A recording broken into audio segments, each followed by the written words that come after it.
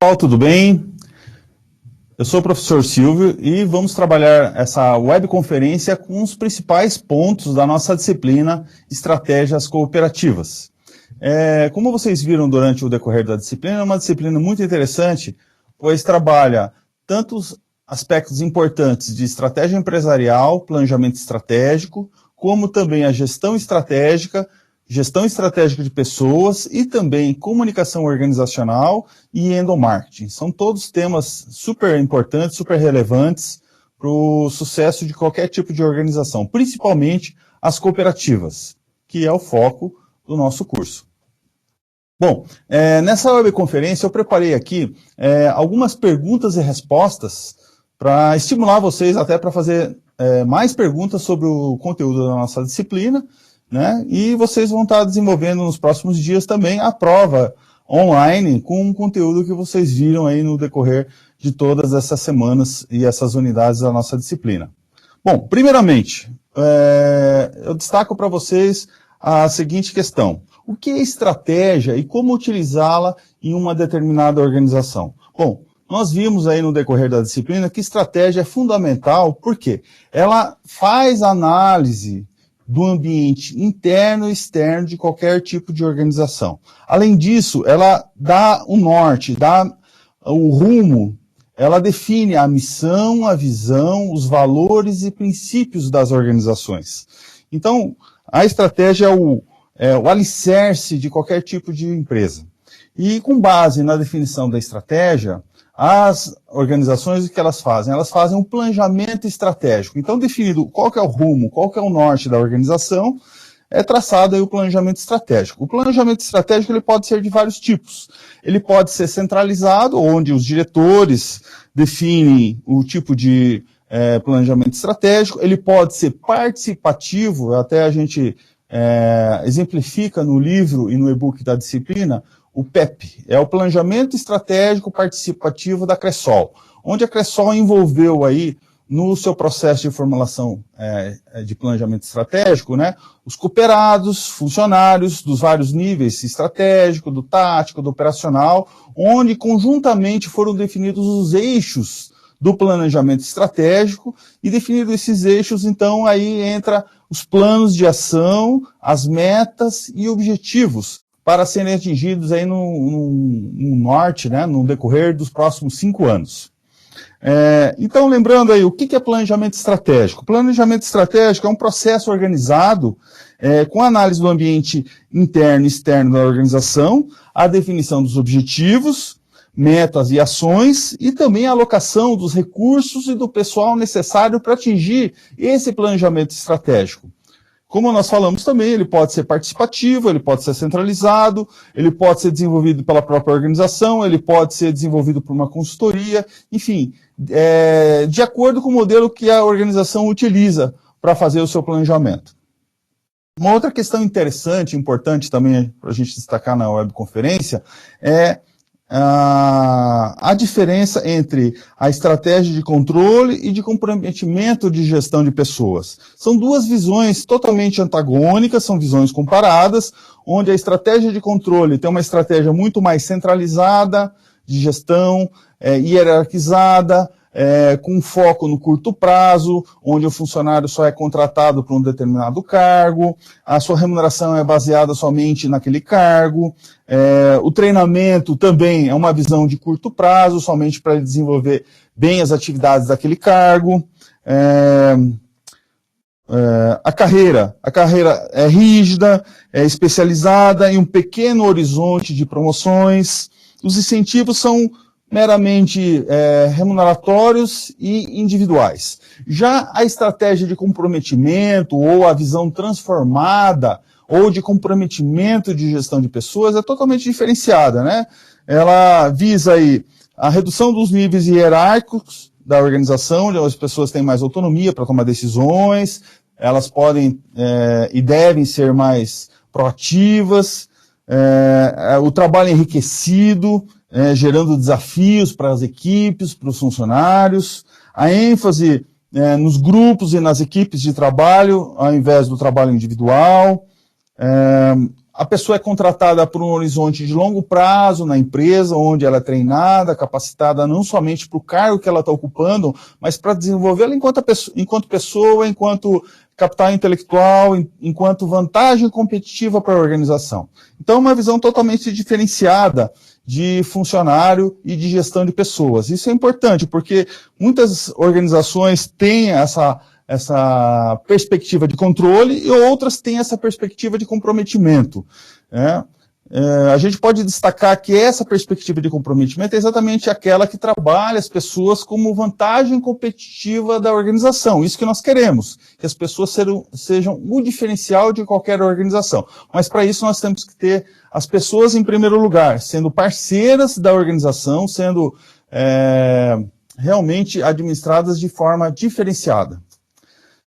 Um outro ponto importante para a gente destacar em nossa disciplina é os subsistemas e atribuições da área de gestão de pessoas. Como nós vimos, a área de gestão de pessoas tem vários processos administrativos, né? E nós fizemos uma divisão aqui, seguindo o Marras, de 10 subsistemas, que seriam aí, primeiro, recrutamento e seleção, né? É responsável aí por fazer a pesquisa de mercado de trabalho, verificar as fontes de recrutamento, de seleção, as técnicas que seriam utilizadas no processo de seleção, e também a integração do novo funcionário e a socialização desse funcionário à cultura da organização. Então, esse é o primeiro subsistema. Seguindo aí, nós temos o subsistema de remuneração. Ele é responsável aí de fazer pesquisa salarial interna e externa, análise e avaliação dos cargos, definição das políticas salariais, estrutura salarial, a definição da remuneração fixa e variável que a organização oferece aos seus colaboradores. O terceiro subsistema seria o subsistema de benefícios. O que seria benefícios? É tudo aquilo que a empresa oferece aos seus funcionários, ou através de acordo coletivo, ou por espontaneidade. Desde o cafezinho que a empresa oferece, até aí planos de benefícios, onde envolve também pesquisa de benefícios sociais junto a outras empresas da sociedade. O quarto subsistema envolve aí treinamento e desenvolvimento de pessoas, né? Aquele treinamento pode ser o treinamento no local de trabalho, que é mais simples para a tarefa que você faz, como um treinamento ou o desenvolvimento mais amplo, como esse curso nosso de pós-graduação, que visa desenvolver você não só para o trabalho que você faz, mas desenvolver você também como pessoa, como cidadão, como capital intelectual e vantagem competitiva para a organização. O quinto subsistema é o subsistema de avaliação de desempenho, que envolve aí as técnicas, as formas, as práticas, os sistemas de avaliação de desempenho e também aí a forma do feedback que o líder e a organização deve dar ao seu funcionário do seu desempenho. O que ele pode melhorar aí com planos de desenvolvimento individual, como fazer para melhorar, quais são as metas, quais são as ações para essa melhoria contínua. O sexto subsistema é o subsistema de departamento de pessoal. Envolve as políticas de redundância, como admissão, contratação, demissão, folha de pagamento, cumprimento das leis trabalhistas, previdenciárias. Então, são as rotinas trabalhistas que a organização tem que executar para cumprir a legislação. O sétimo seria o subsistema de higiene e segurança do trabalho, que é um subsistema importantíssimo também para atender a legislação trabalhista, que envolve aí as normas regulamentadoras de segurança no trabalho, envolve aí também as leis de proteção ao trabalhador, envolve a CIPA, Comissão Interna de Prevenção de Acidentes de Trabalho, envolve aí os programas, por exemplo, o PCMSO, o Programa de Saúde Ocupacional, né, que entra os exames médicos admissionais, periódicos, demissionais, enfim, ele vai estar acompanhando e desenvolvendo todas as ações para a saúde do trabalhador. O oitavo subsistema é o subsistema de serviços gerais. Serviços gerais que envolvem qualquer tipo de serviço que a organização tenha, como, por exemplo, a segurança, a limpeza, o restaurante, ambulatório, o posto bancário, etc. Então, cada organização tem várias ações ou vários elementos que envolvem serviços que ela presta aos seus funcionários ou à comunidade próxima. O nono subsistema é o contencioso trabalhista e assistência social. Envolve aí a questão do preposto da empresa junto à Justiça do Trabalho, a participação nas audiências, né, primeira, segunda, terceira instâncias.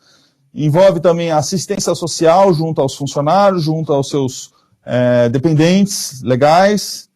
E, por último, o subsistema de relações trabalhistas, que envolve aí as negociações sindicais, sindicato patronal, sindicato dos trabalhadores, a formulação dos acordos coletivos ou convenções coletivas de trabalho na database da categoria profissional e também a negociação trabalhista, envolvendo aí a administração de conflitos e também para qualquer tipo de paralisação que tenha. Então, o subsistema que envolve aí as relações trabalhistas entre a organização e os seus sindicatos. Né? Então, resumidamente, nós temos aí os 10 subsistemas que devem funcionar de forma sincronizada, né, para que tenhamos aí uma boa administração dos funcionários. Uma outra questão que eu levantei também aqui para a gente discutir é a questão da importância da comunicação nas organizações. Como vários de vocês falaram no fórum de participação no decorrer da disciplina, inclusive eu gostaria de destacar que foi ótima a participação, principalmente nas 2, 3 últimas semanas, né? Vocês participaram bastante, questionando, fazendo as colocações sobre os vários pontos. E um assunto que me chamou bastante a atenção das participações foi a da comunicação nas organizações, né? Elas são vitais para quê? Para que as ações, metas, os planos, o planejamento e a estratégia da organização sejam atingidos. Tanto no nível micro, que seria naquela agência, naquele setor que você trabalha, naquela unidade, onde você tem as relações com o seu colega de trabalho, as relações aí com o seu líder imediato, com o cooperado, mas também nós temos as comunicações institucionais, onde a central repassa informações para a cooperativa, que repassa informações para as unidades, para as agências, para os postos, enfim. Temos também a comunicação em todos os sentidos, de baixo para cima, de cima para baixo, e a comunicação também com a sociedade, que transmite aí a imagem institucional e transmite também as campanhas que nós temos aí de abertura de contas, de financiamentos, enfim, todos os produtos e serviços que a cooperativa oferece para seus cooperados e para a sociedade. Um outro ponto também que eu gostaria de destacar é as barreiras da comunicação eficaz. Então existem várias barreiras, né? Como nós levantamos aqui, várias. Eu gostaria de destacar as principais, né? A filtragem é uma barreira que existe sempre na comunicação, né?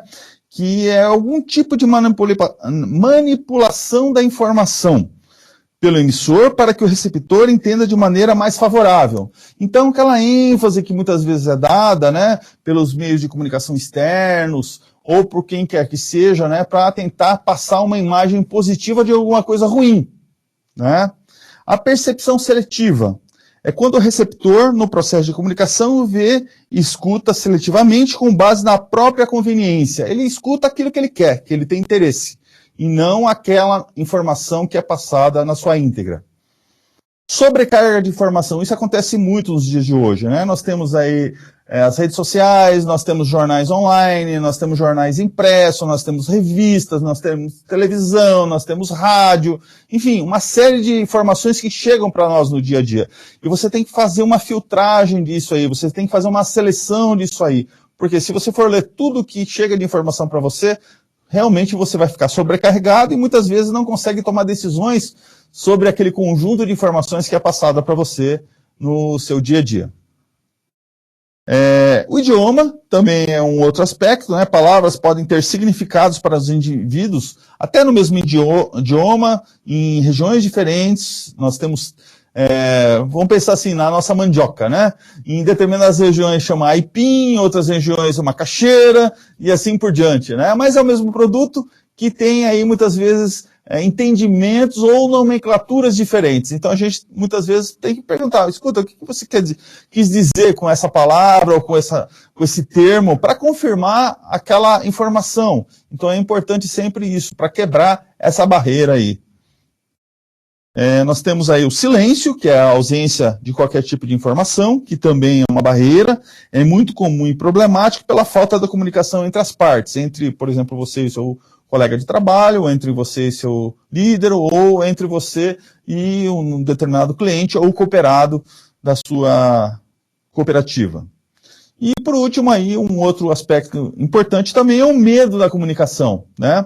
É relacionado muitas vezes à ansiedade social e aos vários tipos de comunicação que nós temos, né? Muitas vezes ele tem medo de falar em público para os cooperados, ou ele tem medo de fazer uma reunião e falar o que ele está pensando, ou repassar aquelas informações importantes da cooperativa para seus funcionários. Então tem que ser quebrado esse medo, tem que ser mostrada a importância da comunicação, da informação, e ela ser repassada aí do jeito que ela tem que ser, né? Com toda a qualidade, a sua eficácia, para que se atinja, né, as ações, metas, objetivos, resultados, planos e planejamento estratégico, chegando aí na estratégia da organização no seu longo prazo.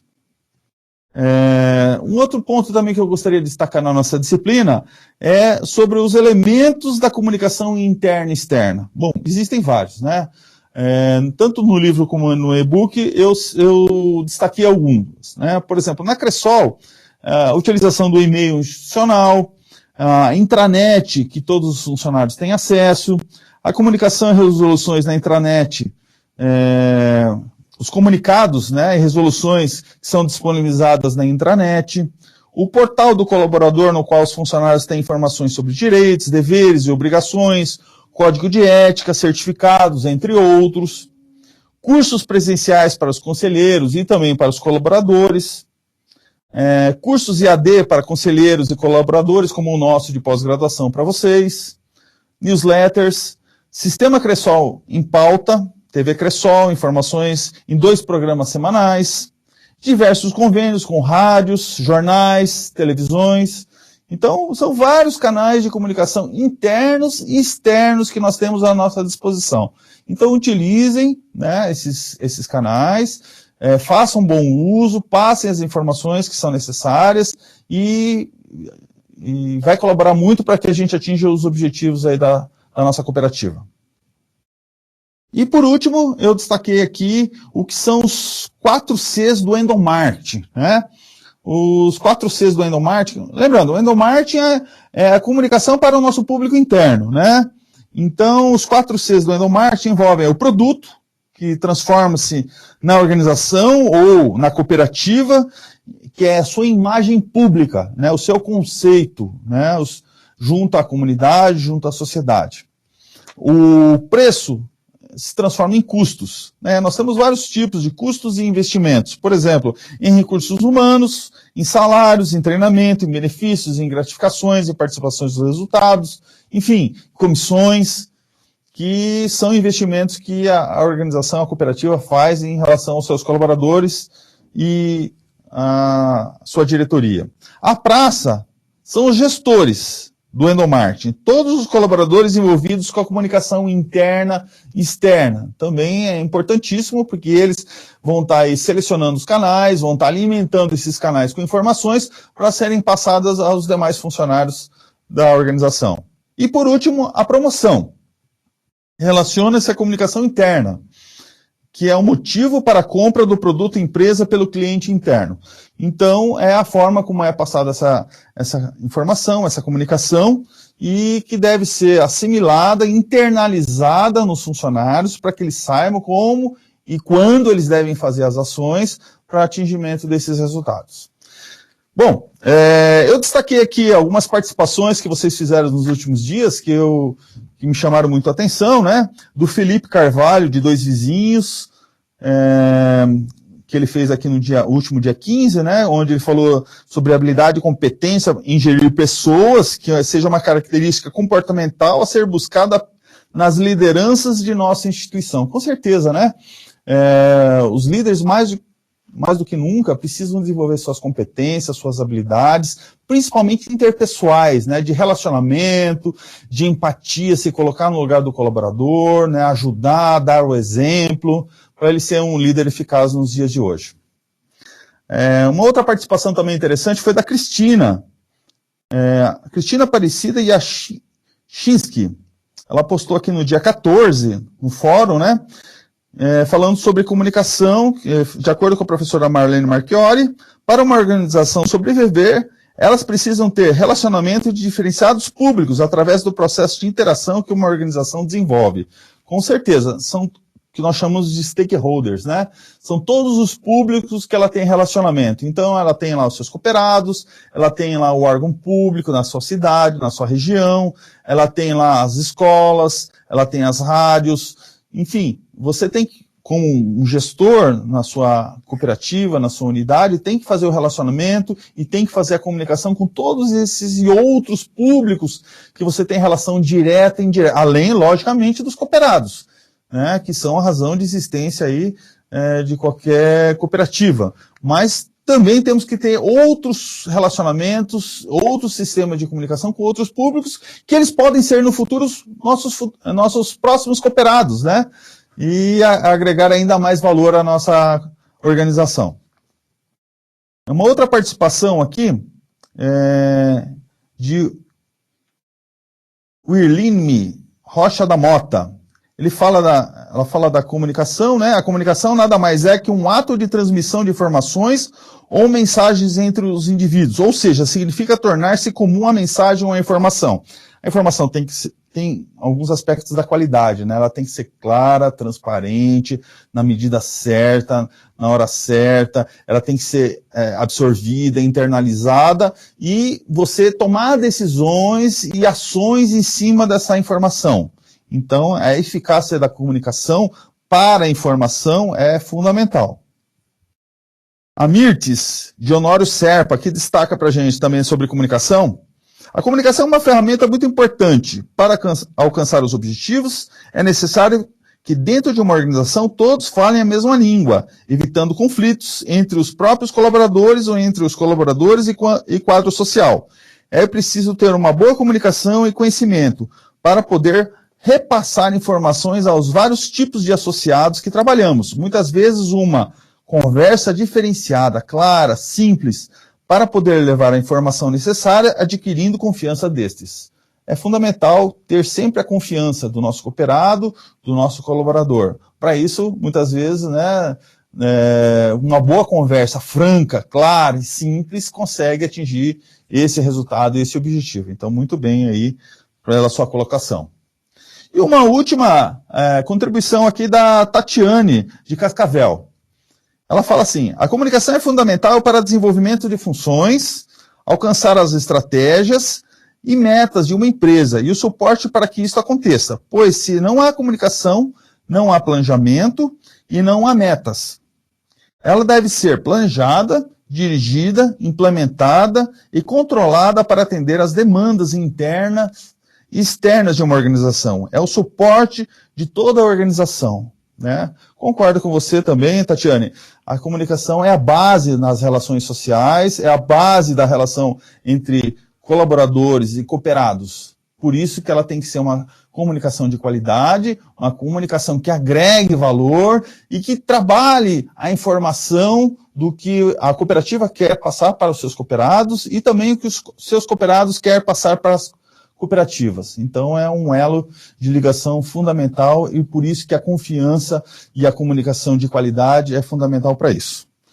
Bom, então dessa forma nós abrimos aí para participações de vocês, né? Para perguntas. Estamos à disposição nos próximos minutos. Fiquem à vontade.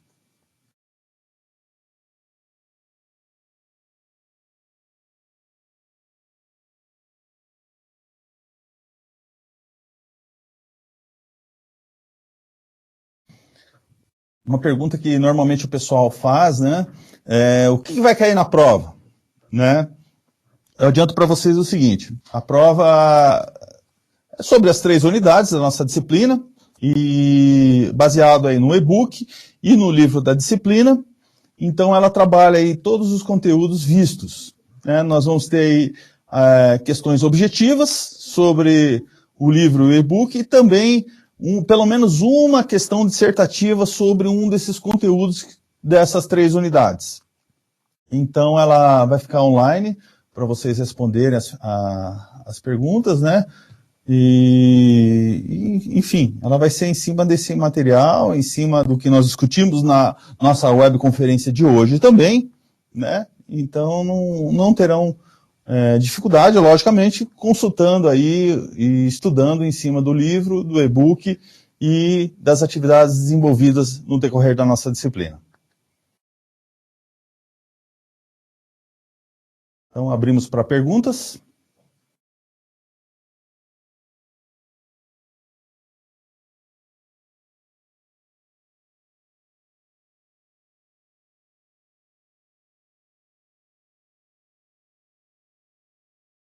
Nenhuma pergunta, por enquanto?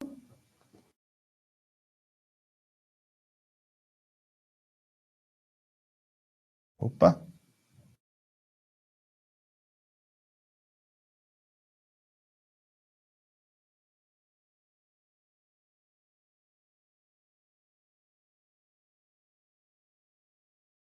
Uma perguntinha aqui.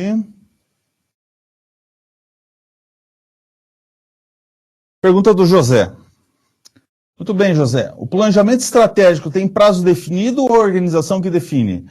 Cada organização tem a sua liberdade para definir o planejamento estratégico. Normalmente ele não é um planejamento de curto prazo, ele é um planejamento de longo prazo. Mas esse longo prazo ele pode ser 1 ano, pode ser 2 anos, pode ser 5 anos, pode ser 10 anos. Importante sempre que o planejamento, uma vez definido, ele é um processo vivo, ele precisa sempre estar, tem que ser atualizado, tem que ser dinamizado. Por quê? Porque as variáveis internas e externas que foram base para fazer o planejamento estratégico, elas mudam, né? As variáveis econômicas, sociais, políticas, né? Todo dia nós temos novidades. E nós precisamos fazer aí o ajuste nesse nosso planejamento, né? Nós precisamos fazer a correção no plano de ação, nos rumos que nós estamos traçando. Então, muitas vezes aí, esse planejamento que nós traçamos aí para 5, para 10 anos, eles precisam ser ajustados aí semestralmente ou anualmente, em decorrer das novidades macro e microeconômicas que acontecem aí na nossa sociedade. Uma outra pergunta, João Ramos. Olá, professor, a questão discursiva aberta para a resposta da prova? Sim, vocês vão ter uma questão discursiva, uma questão aberta, para responder na avaliação da nossa disciplina. É sobre um dos conteúdos da nossa disciplina. Como a prova ela é dinâmica, né, cada dia vão ser questões que vão rodando, né, para ser respondidas, né, tanto as questões objetivas quanto as questões discursivas, elas podem mudar, né. Então, pode ser alguma questão da unidade 1, ou da unidade 2, ou da unidade 3. Eu formulei 3 questões discursivas, uma de cada unidade, mas de repente você acessa num determinado dia de uma unidade, no outro dia da outra unidade, no outro dia da outra unidade. Então, veja bem aí, né, enfim, é aleatório esse processo de estabelecimento das questões, que o sistema de provas, eles sorteiam ali, né, as questões da unidade 1, 2 ou 3. A Carla. Professor, pode falar um pouco sobre endomarketing? Endomarketing é um marketing para o nosso público interno, né? Endomarketing é a maneira como que a empresa trabalha, a cooperativa, no caso, trabalha o marketing para os seus funcionários, para o seu colaborador. É como ela, entre aspas, vende o peixe para os seus funcionários, né? Então, é a comunicação que a cooperativa passa para os seus funcionários, por exemplo, para um determinado produto ou serviço que ela está oferecendo. Então, por que nosso seguro é o melhor seguro do mercado? Bom, além das vantagens que estão estabelecidas ali, ele é importantíssimo para quê? Para que a cooperativa se capitalize, para que ela tenha receitas, para que ela tenha mais capital para ela poder fazer as suas ações junto à sociedade. Então, é como ela passa isso para os seus funcionários, né? E também, lógico, ela consolida aí a sua imagem junto ao seu público interno, porque ela é uma cooperativa séria, ética, sólida, como ela é uma cooperativa social, solidária. Então, são princípios que ela passa para os funcionários aí no decorrer, né, do ano, no decorrer do seu planejamento, das suas ações.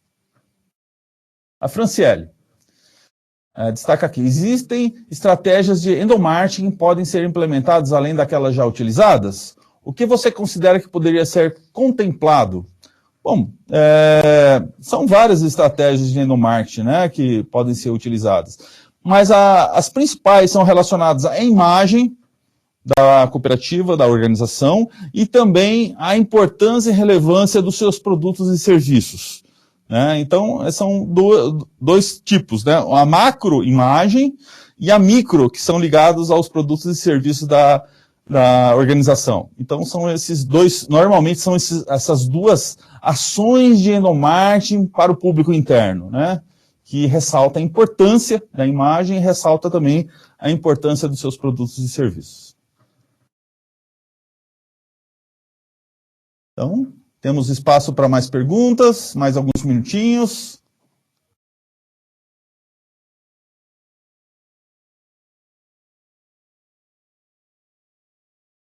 Eu gostei bastante principalmente nessa última semana, o fórum ali, ele teve muitas dezenas de participações, né?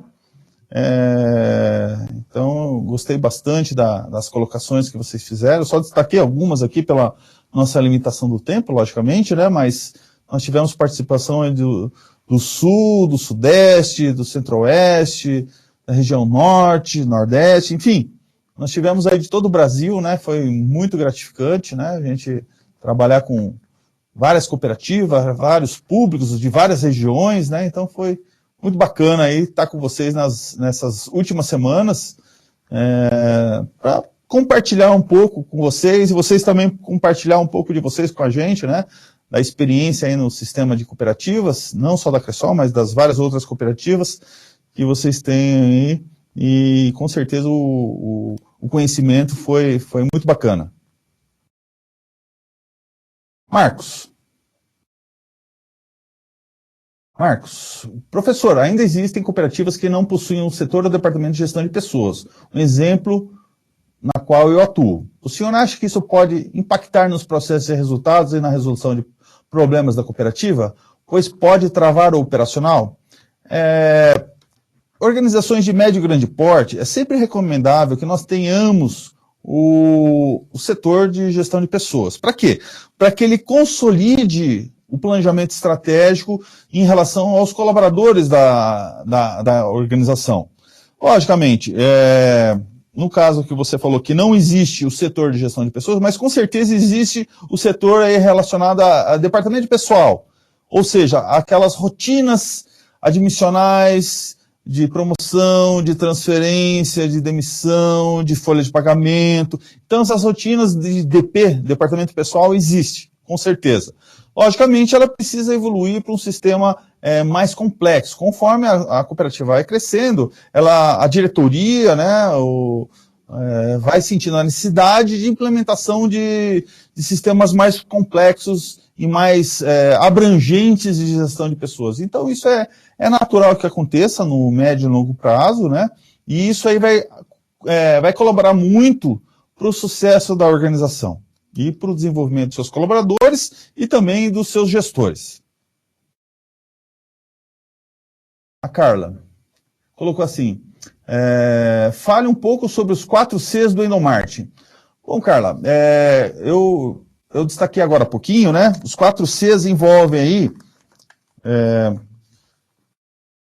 tanto no livro quanto no e-book, eu também fiz questão de destacar para vocês, né? É relacionado ao produto, que é a imagem que a organização tem junto aos seus funcionários, aos seus cooperados. O preço, que são os custos ou investimentos que a cooperativa tem em relação a salários, em relação a benefícios, a treinamentos, a gratificações. A praça, né, que a gente em marketing fala que é o local, né? No caso do endomarketing, são os gestores de endomarketing, né, que são aquelas pessoas responsáveis em trabalhar e pensar a comunicação interna na organização. São todos os colaboradores envolvidos com essa comunicação.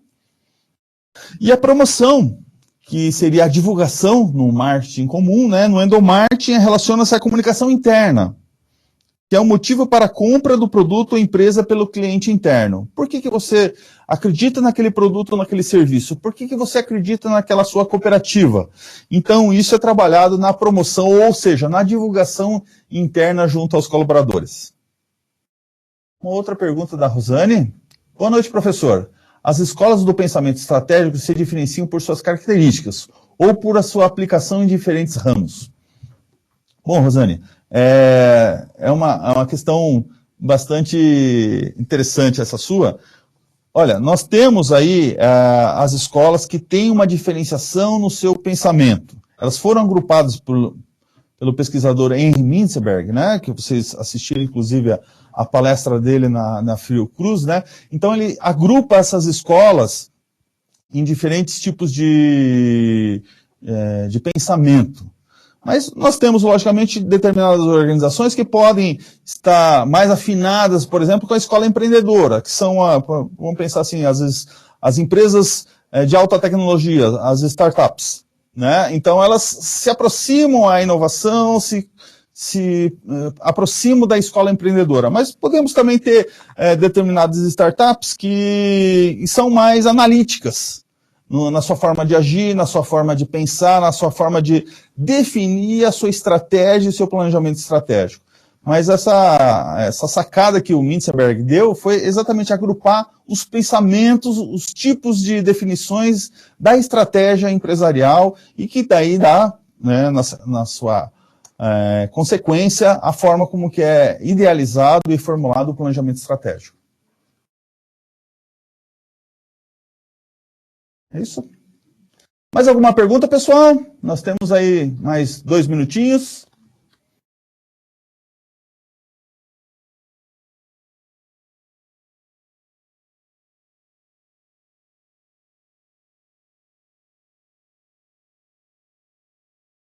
O Arles fez uma pergunta. Professor, na sua avaliação, a Cressol possui um bom sistema de comunicação interno e externo? Arles, pelo que eu conheço da Cressol, né, ela possui sim uma eficaz comunicação interna e externa. Tanto pelo que eu coloquei no livro, no e-book, né, que são vários sistemas internos e externos, né, inclusive nos sistemas externos destaca-se a comunicação local, com os públicos locais, né, por exemplo, eu tive alguns meses atrás, num município aqui próximo, Pitanga, né? E lá o sistema Cressol tem uma rádio conveniada à cooperativa. Então, a rádio de alcance regional. Então, alcance ali em 7, 8 municípios em volta. Então, o pessoal da Cressol tem um horário que conversa com a comunidade, conversa com seus cooperados e também com não cooperados para informar das ações que são desenvolvidas pela Cressol, pelos produtos e serviços que a Cressol oferece. Então, é um sistema de comunicação externo muito bom. E também nós temos aí vários sistemas de comunicação interno, né, principalmente intranet, e também aí o portal do colaborador, que trabalha vários aspectos também da comunicação interna aí, que levam a comunicação aos colaboradores e são muito eficazes. José. Professor, por gentileza, algumas considerações em relação ao vídeo do professor Mintzberg. É um vídeo que eu achei bastante interessante, né, que eu quis passar para vocês, e ele é um dos principais pensadores vivos sobre estratégia empresarial, né? Ele é, como vocês viram, aí é um professor da Universidade ali do Quebec, no Canadá, e ele trabalha aí estratégia aí há pelo menos 40 anos, né, pensando, escrevendo e publicando sobre estratégia. E ele esteve no Rio de Janeiro, né, nesse evento da Fiocruz, e foi feita a tradução simultânea, então facilita aí para o entendimento de vocês. E ele trabalha aí vários aspectos nesse vídeo, aí, principalmente a questão Brasil, a questão aí também dos vários tipos de mercado que nós temos, os vários tipos de organização e a busca aí pela gestão eficaz das organizações, trabalhando aí valores, trabalhando a ética, trabalhando